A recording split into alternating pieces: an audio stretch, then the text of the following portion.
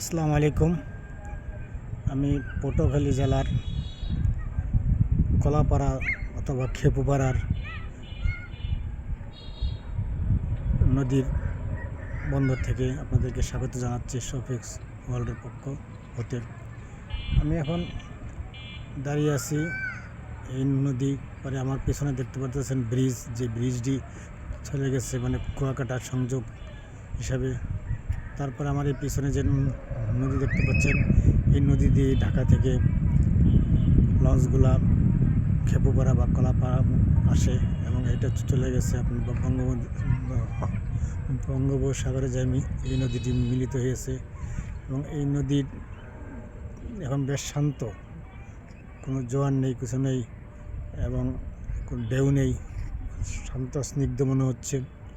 এবং আমার পিছনে যে দেখতে পাচ্ছেন যে একটা লঞ্চ দাঁড়িয়ে আছে, যেটা ঢাকা থেকে ছেড়ে এসেছে, ঢাকাগামী লঞ্চ। এই লঞ্চটি ছেড়ে এসেছে ঢাকা থেকে এবং এই আর পিছনে আছে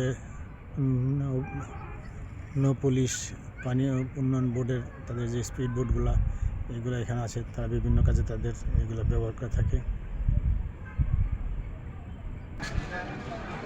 আমার পিছনে কলাপাড়া সাব রেজিস্ট্রি অফিস। এরপরে যে এই রাস্তাটি চলে গেছে আপনার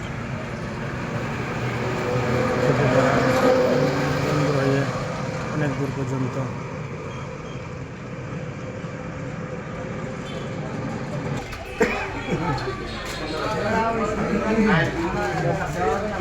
বসে আছি কলাপাড়া সাব রেজিস্ট্রি অফিসের বারান্দায়, সাথে আছেন